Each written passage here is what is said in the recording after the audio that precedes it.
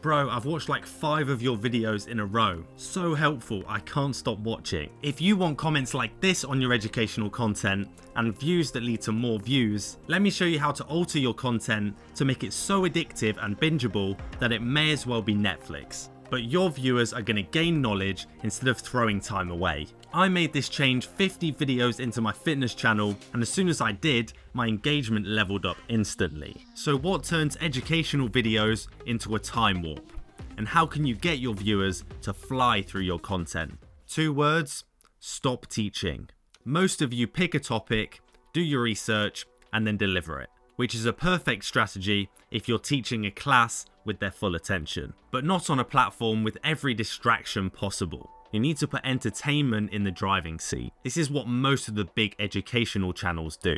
They focus on storytelling and creating a hooking experience, and then they add the education into it. They make their content as engaging as a Mr. Beast video, even if it's just about being productive. They do this through a ton of skills and storytelling methods that they've perfected over years on YouTube. But there are some you can use today that will make your content 10 times more bingeable. Oh, and I'll incorporate loads of these techniques throughout this video, so keep an eye out. What percentage of viewers do you think normally leave an educational video in the first 30 seconds? A, 20%, B, 30%, C, 40%. That's right, none of these. It's normally upwards of like 50%. And that means half of your viewers have already left by the time you even get to your first point. So you need to give them the most important line and the most engaging visuals straight away. Force them to give you a shot, and I mean grab them through the screen. Use either a statement, a question, or a story to do this. This isn't it either. You need to perfectly align your intro with the title and thumbnail that you got them to click on. For example, look how I opened this video. I showed a comment that I used in the thumbnail and got straight to the point, with high energy and loads of visual stimuli. You instantly realize that you are in the right place. This is also a reason why you should do your title and thumbnail before you even make the video. Everything should be downstream from your viewers' expectations, so you can deliver perfectly. Before I get on to the next point, I've created a free video checklist for all of you watching, so you don't forget any of these things. Just click the link down below. The next thing is actually not about your videos. It's about who you make them for. To create this addictive feeling to your content, it has to be made personal for the viewer. It has to feel like you're only talking to them, and that you're referencing goals and problems that they already have.